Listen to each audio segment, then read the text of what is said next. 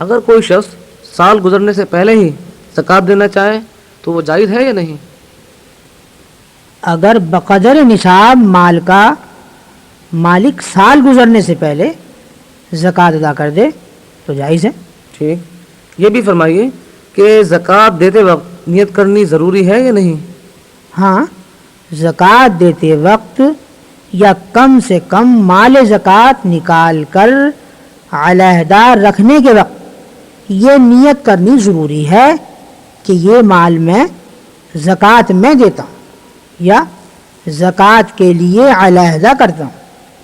اگر بغیر خیال کیے زکوٰۃ کسی کو دے دی اور دینے کے بعد اس کو زکوٰۃ کے حساب میں لگا لیا تو پھر زکوٰۃ ادا نہ ہوگی۔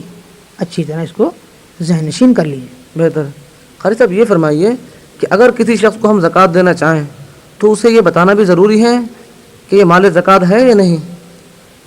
نہیں، یہ ضروری نہیں، بلکہ اگر انعام کے نام سے یا کسی غریب کے بچوں کو عیدی کے نام سے دے دی جائے جب بھی زکوٰۃ ادا ہو جائے گی۔ بہتر۔ یہ فرمائیے کہ اگر سال گزرنے کے بعد ابھی زکوٰۃ نہیں دی تھی کہ سارا مال ضائع ہو گیا تو اس کا کیا حکم ہے؟ اس صورت میں اس کی زکوٰۃ بھی اس کے ذمے سے ساقط ہو گئی، یعنی اب اسے زکوٰۃ دینا اس پر فرض نہیں رہا۔ بہتر۔ یہ فرمائیے کہ سال گزرنے کے بعد اگر سارا مال اللہ کی راہ میں دے دیا تو کیا حکم ہے؟ اس صورت میں اس کی زکوٰۃ بھی معاف ہو گئی۔ ٹھیک، اور اگر سال گزرنے کے بعد تھوڑا مال ضائع ہو گیا یا خیرات کر دیا تو اس کا کیا حکم ہے؟ جس قدر مال ضائع ہوا یا خیرات کیا جی، اس کی زکوٰۃ بھی ساقط ہو گئی، ٹھیک، لیکن باقی مال کی زکوٰۃ ضرور ادا کیجیے۔ بہتر۔ اب یہ فرمائیے کہ چاندی کی زکوٰۃ اگر واجب ہوئی تو کوئی دوسری چیز بھی زکوٰۃ میں دی جا سکتی ہے یا نہیں؟ ہاں، جتنی چاندی زکوٰۃ میں واجب ہوتی ہے اتنی چاندی کی قیمت کی کوئی دوسری چیز مثلا کپڑا یا غلہ وغیرہ خرید کر دینا بھی درست ہے۔ ٹھیک۔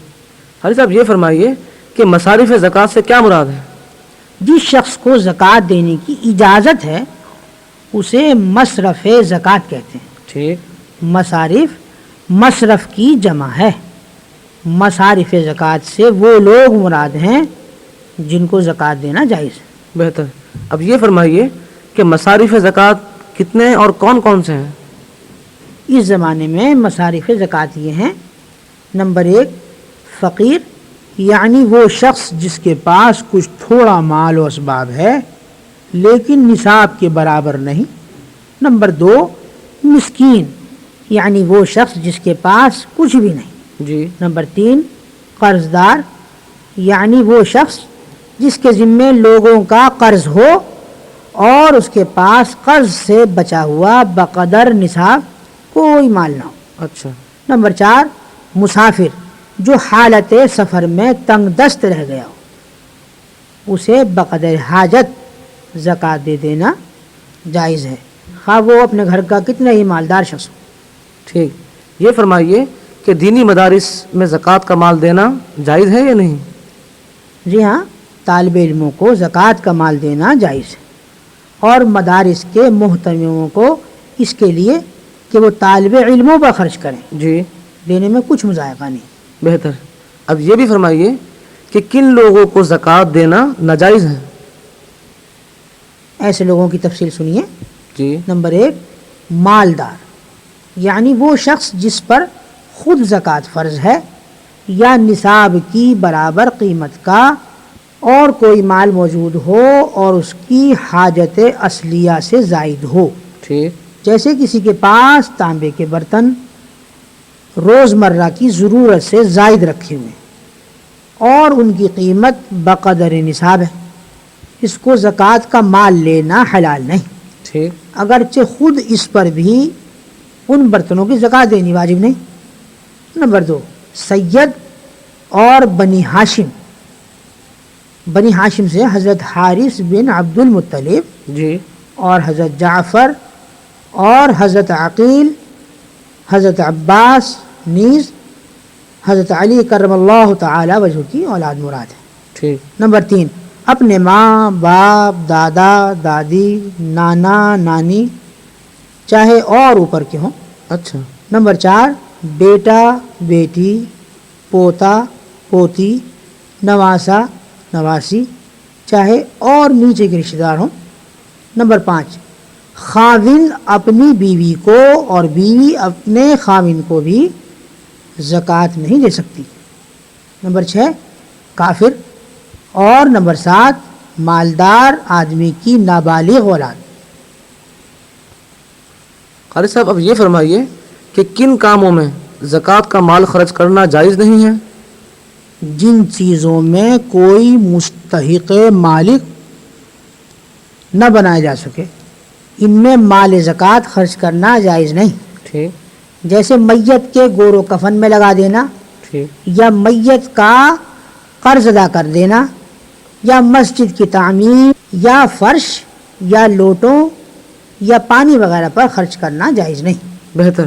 اب یہ فرمائیے کہ اگر کسی شخص کے پاس 10,000 روپے یا 20,000 روپے کا مکان ہے جس میں وہ رہتا ہے یا اس کے کرائے سے اپنی گزر بسر کرتا ہے اور اس کے علاوہ اس کے پاس کوئی مال نہیں ہے بلکہ تنگ دست ہے تو اسے زکوٰۃ دینا جائز ہے یا نہیں؟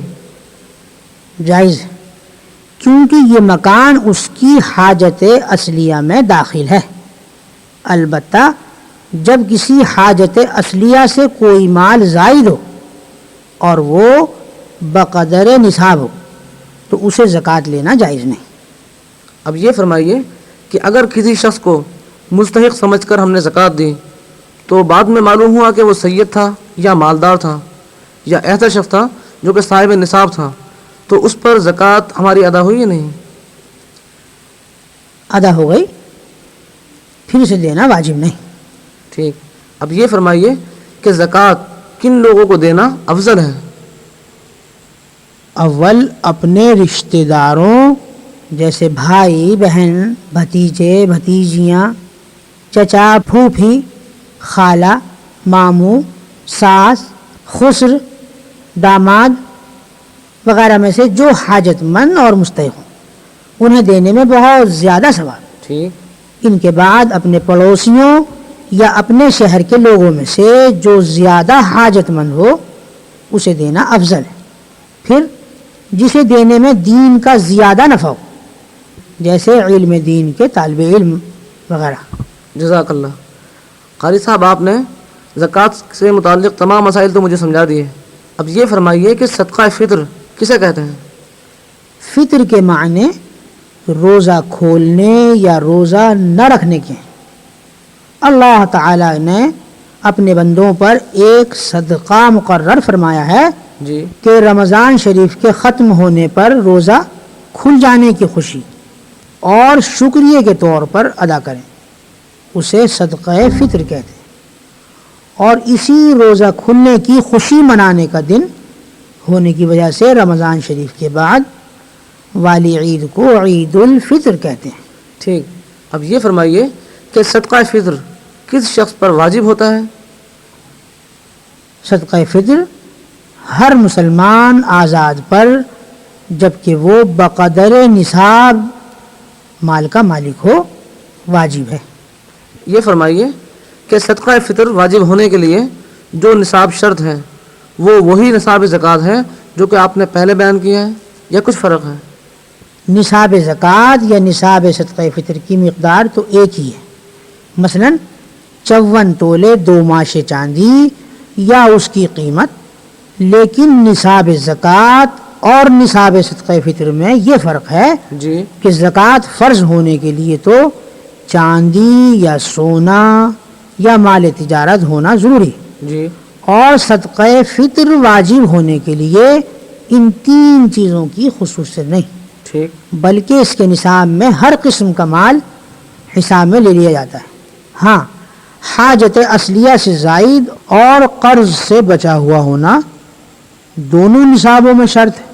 پس اگر کسی شخص کے پاس اس کے استعمال کے کپڑوں سے زائد کپڑے رکھے ہوئے ہوں یا روز مرہ کی ضرورت سے زائد تانبے پیتل چینی یا اسٹیل وغیرہ کے برتن رکھے ہوں یا کوئی مکان اس کا خالی پڑا ہے جی یا اور کسی قسم کا سامان اور اسباب ہے اور اس کی حاجت اصلیہ سے زائد ہے جی اور ان چیزوں کی قیمت نصاب کے برابر یا زیادہ ہے تو اس پر زکوٰۃ فرض نہیں، ٹھیک لیکن صدقہ فطر واجب ہے۔ صدقہ فطر کے نصاب پر سال بھر گزرنا بھی شرط نہیں، بلکہ اسی روز نصاب کا مالک ہوا ہو تو بھی صدقہ فطر ادا کرنا واجب۔ بہتر، یہ فرمائیے کہ صدقہ فطر کس کس کی طرف سے دینا واجب ہے؟ ہر شخص مالک نصاب پر اپنی طرف سے اور اپنی نابالغ اولاد کی طرف سے صدقہ فطر دینا واجب ہے، لیکن نابالغوں کا اگر اپنا مال ہو تو ان کے مال میں سے ادا کریں۔ ٹھیک، قاری صاحب یہ فرمائیے کہ عام طور پر مشہور ہے کہ جس شخص نے روزے نہیں رکھے اس پر صدقہ فطر واجب نہیں ہوتا، یہ صحیح ہے یا غلط؟ یہ بات غلط مشہور ہے، بلکہ ہر مالک نصاب پر واجب ہے، خواہ روزے رکھے ہوں یا نہ رکھے ہوں۔ اب یہ فرمائیے کہ صدقہ فطر واجب ہونے کا وقت کیا ہے؟ عید کے دن صبح صادق ہوتے ہی یہ صدقہ واجب ہو جاتا ہے۔ ٹھیک بس جو شخص صبح صادق سے پہلے فوت ہو گیا جی، اس کے مال میں سے صدقہ فطر نہیں دیا جائے گا، اچھا، اور جو بچہ صبح صادق سے پہلے پیدا ہوا اس کی طرف سے ادا کیے جانا ضروری ہے۔ یہ فرمائیے کہ اگر صدقہ فطر عید کے دن سے پہلے رمضان شریف میں دے دیا جائے تو یہ جائز ہے یا نہیں؟ جی بالکل جائز۔ ٹھیک، صدقہ فطر ادا کرنے کا بہتر وقت کیا ہے؟ عید کے دن عید کی نماز کو جانے سے پہلے ادا کرنا بہتر ہے، اور نماز کے بعد اگر ادا کیا تو یہ بھی جائز ہے، ٹھیک، اور جب تک ادا نہ کیا اس کے ذمے واجب الادا رہے گا، ٹھیک۔ چاہے کتنی ہی مدت کیوں نہ گزر جائے۔ اب یہ فرمائیے کہ صدقہ فطر میں کیا کیا چیز اور کتنی دینا واجب ہے؟ صدقہ فطر میں ہر قسم کا غلہ اور قیمت دینا جائز ہے۔ اس کی تفصیل یہ ہے کہ اگر گیہوں یا اس کا آٹا یا ستو وغیرہ دیا تو فی آدمی 2.25 کلو دینا چاہیے۔ اگر جو یا اس کا آٹا یا ستو دیا یعنی دینا ہو جی جی، تو 3.5 کلو دینا چاہیے، بہتر، اور اگر جو اور گیہوں کے علاوہ اور کوئی غلہ مثلا چاول، باجرا، جوار وغیرہ دیں تو 2.25 کلو کی قیمت یا 3.5 کلو جو کی قیمت میں جس کا وہ غلہ آتا ہو اتنا دے دینا چاہیے، اور اگر قیمت دیں تو 2.25 کلو گیہوں یا 3.5 کلو جو کی قیمت دینی چاہیے۔ بہتر۔ اب یہ فرمائیے کہ اگر ایک آدمی کا صدقہ فطر ایک ہی فقیر کو دے دیں یا ہم تھوڑا تھوڑا کئی فقیروں کو دیں تو یہ طریقہ ہمارا درست ہے یا نہیں؟ کئی فقیروں کو بھی دینا جائز ہے، اسی طرح کئی آدمیوں کا صدقہ فطر ایک فقیر کو بھی دینا جائز ہے۔ یہ فرمائیے کہ صدقہ فطر کن لوگوں کو دینا چاہیے؟ جن لوگوں کو زکوٰۃ دینا جائز ہے انہیں صدقہ فطر بھی دینا جائز ہے، اور جن لوگوں کو زکوٰۃ دینا ناجائز ہے انہیں صدقہ فطر دینا بھی ناجائز ہے۔ بہتر۔ اب یہ بھی فرمائیے کہ جن لوگوں پر صدقہ فطر واجب ہے وہ زکوٰۃ یا صدقہ فطر لے سکتے ہیں یا نہیں؟ نہیں لے سکتے، اور کوئی فرض یا واجب صدقہ ایسے لوگوں کو لینا جائز نہیں جن کے پاس صدقہ فطر کا نصاب موجود ہو۔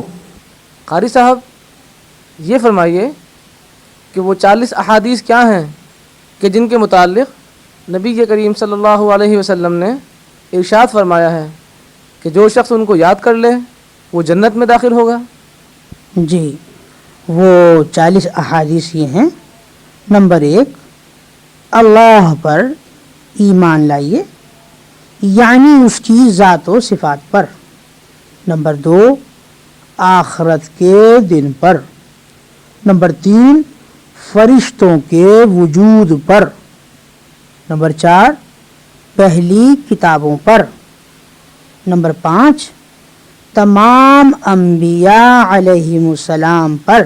ٹھیک۔ نمبر 6 مرنے کے بعد دوبارہ زندہ ہونے پر۔ نمبر 7 تقدیر پر کہ بھلا اور برا جو کچھ ہوتا ہے سب اللہ ہی کی طرف سے ہے۔ نمبر 8 گواہی دیجئے اس امر کی کہ اللہ کے سوا کوئی معبود نہیں اور حضور اکرم صلی اللہ علیہ وسلم صلی اللہ علیہ وسلم اس کے سچے رسول ہیں۔ نمبر 9 ہر نماز کے وقت کامل وضو کر کے نماز کو قائم کریے۔ خیال رہے کہ کامل وضو وہ ہے جی جس میں آداب اور مستحبات کی رعایت رکھی گئی ہو، ٹھیک، اور ہر نماز کے وقت اشارہ ہے اس بات کی طرف کہ نیا وضو ہر نماز کے لیے کریے، بہتر، اگرچہ پہلے سے وضو ہو کہ یہ مستحب ہے، اور نماز کے قائم کرنے سے اس کے تمام سنن اور مستحبات کا اہتمام کرنا مراد ہے۔ چنانچہ دوسری روایت میں وارد ہے کہ جماعت میں صفوں کا ہموار کرنا کہ کسی قسم کی کجی یا درمیان میں خلا نہ رہے، ٹھیک، یہ بھی نماز قائم کرنے کے مفہوم میں داخل ہے۔ نمبر 10 زکوٰۃ ادا کریے۔ نمبر 11 رمضان شریف کے روزے رکھیے۔ نمبر 12 اگر مال ہو تو حج کریے، یعنی اگر جانے کی قدرت آپ رکھتے ہو جی، تو حج بھی کریے۔ ٹھیک، خیال رہے کہ اکثر معنی مال ہی ہوتا ہے، اسی لیے اس کو ذکر فرما دیا، ورنہ مقصود یہ ہے کہ حج کے شرائط پائے جاتے ہوں بہتر، تو حج ضرور کریے۔ نمبر 13 12 رکعات سنت مؤکدہ روزانہ ادا کریے۔ اس کی تفصیل دوسری روایات میں اس طرح آئی ہے جی، کہ صبح سے پہلے 2 رکعت، ظہر سے قبل 4، ظہر کے بعد 2 رکعت، مغرب کے بعد 2 رکعت، عشاء کے بعد 2 رکعت۔ نمبر 14 وتر کو کسی رات میں نہ چھوڑیے چونکہ وہ واجب ہے اور اس کا اہتمام سنتوں سے زیادہ ہے، اس لیے اس کو تاکیدی لفظوں سے ذکر فرمایا۔ نمبر 15 اللہ کے ساتھ کسی چیز کو شریک نہ کریے۔ نمبر 16 والدین کی نافرمانی نہ کریے۔ نمبر 17 ظلم سے یتیم کا مال نہ کھائیے، ٹھیک، یعنی اگر کسی وجہ سے یتیم کا مال کھانا جائز ہو جی، جیسا کہ بعض صورتوں میں ہوتا ہے تو مذائقہ نہیں۔ اچھا، نمبر 18 شراب نہ پیئے۔ نمبر 19 زنا نہ کریے۔ نمبر 20 جھوٹی قسم نہ کھائیے۔ نمبر 21 جھوٹی گواہی نہ دیجیے۔ نمبر 22 خواہشات نفسانیہ پر عمل نہ کریے۔ نمبر 23 مسلمان بھائی کی غیبت نہ کریے۔ ٹھیک، نمبر 24 عفیفہ عورت یا عفیف مرد، مراد یہ ہے کہ پاک دامن، خواہ وہ عورت ہو یا مرد، کو تہمت نہ لگائیے۔ جی، نمبر 25 اپنے مسلمان بھائی سے کینہ نہ رکھیے۔ نمبر 26 لہو و لعب میں یعنی کھیل کود میں مشغول نہ ہوئیے۔ ٹھیک، نمبر 27 تماشائیوں میں شریک نہ ہوئیے۔ نمبر 28 کسی پستہ قد کو عیب کی نیت سے ٹھینگنا مت کہیے، یعنی اگر کوئی عیب دار لفظ ایسا مشہور ہو گیا ہو کہ اس کے کہنے سے نہ عیب سمجھا جاتا ہو نہ عیب کی نیت سے کہا جاتا ہو، جی، جیسے کہ کسی کا نام بدھو وغیرہ پڑ جائے جی، جی، تو مذائقہ نہیں، ٹھیک، لیکن طعن کی غرض سے کسی کو ایسا کہنا جائز نہیں۔ نمبر 29، کسی کا مذاق مت اڑائیے۔ نمبر 30، مسلمانوں کے درمیان چغل خوری نہ کریے۔ نمبر 31، ہر حال میں اللہ جل شانہ کی نعمتوں پر اس کا شکر ادا کرتے رہیے۔ نمبر 32، بلا اور مصیبت پر صبر کیجیے۔ ٹھیک۔ نمبر 33، اللہ تعالیٰ کے عذاب سے بے خوف مت ہوئیے۔ نمبر 34، اعزہ سے قطع تعلق مت کیجیے۔ نمبر 35، ان کے ساتھ صلہ رحمی کیجیے۔ ٹھیک۔ نمبر 36، اللہ تعالیٰ کی کسی مخلوق کو لعنت مت کریے۔ نمبر 37، سبحان اللہ، الحمد للہ، لا الہ الا اللہ، اللہ اکبر، ان الفاظ کو اکثر پڑھتے رہیے۔ بہتر۔ نمبر 38، جمعہ اور عیدین میں حاضری مت چھوڑیے۔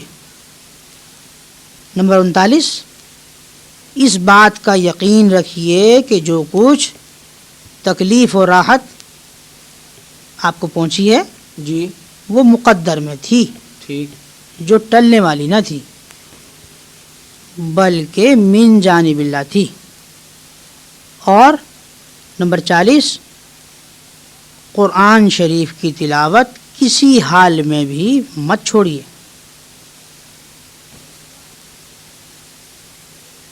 40 احادیث کے تذکرے کے بعد مزید آپ کو ایک ترغیبی حدیث سنا رہا ہوں۔ جی۔ فرمایا نبی کریم صلی اللہ علیہ وسلم نے کہ حق سبحانہ و تعالی ایسے افراد کا انبیاء علیہم الصلاۃ والسلام اور علماء کرام کے ساتھ حشر فرمائیں گے۔ بہتر۔ وما علینا الا البلاغ المبین۔ قاری صاحب، میں آپ کا انتہائی شکر گزار ہوں کہ آپ نے میرے ہر سوال کا واضح اور تسلی بخش جواب عنایت فرمایا، جس سے مجھے اور تمام سامعین حضرات کو مذہب کی بنیادی باتوں سے متعلق آگاہی حاصل کرنے میں بڑی ہی مدد ملی، اور اس سے یقیناً مذہب اسلام پر عمل پیرا ہونے میں انتہائی سہولت ہوگی۔ انشاءاللہ میری بھی اس سلسلے میں یہی دعا ہے کہ اللہ تبارک و تعالی اس سے ہر خاص و عام کو مستفیض ہونے کا شرف عطا فرمائے، آمین۔ اور ذریعہ بنائے ہم تمام شرکاء کو اپنی رضا حاصل کرنے اور بخشش کا۔ نیز روز محشر رب ذوالجلال اور سرکار دو سرا صلی اللہ علیہ وسلم کے حضور سرخ روح ہونے کا۔ آمین۔ اللهم ربنا تقبل منا إنك أنت السميع العليم آمین۔ وتب علينا إنك أنت التواب الرحيم آمین۔ اللهم ربنا لا تؤاخذنا إن نسينا أو أخطأنا آمین۔ ربنا ولا تحمل علينا إصرا كما حملته على الذين من قبلنا آمین۔ ربنا ولا تحملنا ما لا طاقة لنا به آمین۔ واعف عنا آمین۔ واغفر لنا آمین۔ وارحمنا آمین۔ أنت مولانا فانصرنا على القوم الكافرين آمین۔ اللهم ربنا ظلمنا أنفسنا وإن لم تغفر لنا وترحمنا لنكونن من الخاسرين آمین۔ اللهم رب ارحمهما كما ربياني صغيرا آمین۔ اللهم ربنا هب لنا من أزواجنا وذرياتنا قرة أعين واجعلنا للمتقين إماما آمین۔ اللهم ربنا آتنا في الدنيا حسنة وفي الآخرة حسنة وقنا عذاب النار آمین۔ اللهم اكفني بحلالك عن حرامك وأغنني بفضلك عمن سواك اللهم من أحييته منا فأحيه على الإسلام آمين. ومن توفيته منا فتوفه على الإيمان. آمين. وصلى الله تعالى على خير خلقه سيدنا ومولانا محمد وعلى آله وأصحابه وذرياته وأهل بيته أجمعين برحمتك يا أرحم الراحمين. لا إله إلا الله محمد رسول الله صلى الله عليه وسلم. صلی اللہ علیہ وسلم.